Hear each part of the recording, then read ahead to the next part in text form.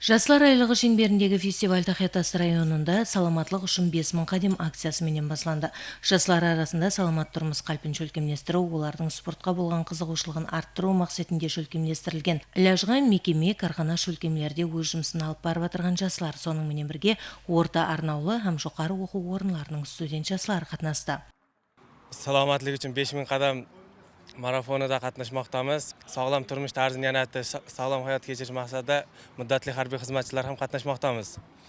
Biz bundan asosiy ko'zlangan maqsad sog'lom turmush tarzi, sportga o'z hissamizni qo'shish va yangi O'zbekistonni yanada rivojlantirish.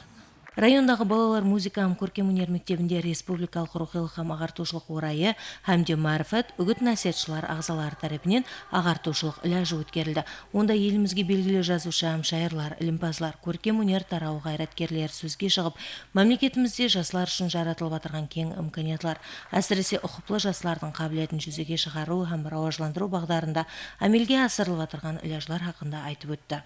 2008 yılı Taxyatoshga kelganman va Taxyatoshga kelib butun chiroyli atrofni ko'rib, hali Taxyatoshga kelmadikmi, hali biz Nukusdamizmi deb so'rasam, yo'q, siz Taxyatoshdasiz dedi. Shunchalik o'zgarishlar, shunchalik go'zal, ezgu ishlar bo'libdi. Bu uchun juda ham minnatdorman. Yana Taxyatosh yoshlari hozir O'zbekistonimizni, Qoraqalpog'istonimizni eng talantli, iste'dodli yoshlari hisoblanadi. O'zbekiston chempionlari, Qoraqalpoq chempionlari, jahon chempionlari bor.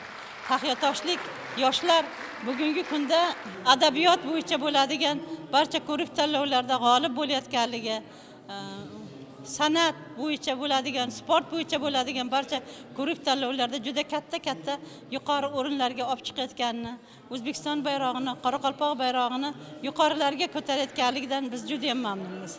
Көркем өнер тарау қызметкерлері, сондай-ақ районның қабілетлі жастарының қатнасуындағы гала концерт фестивальді хақиқи байрамға айландырды.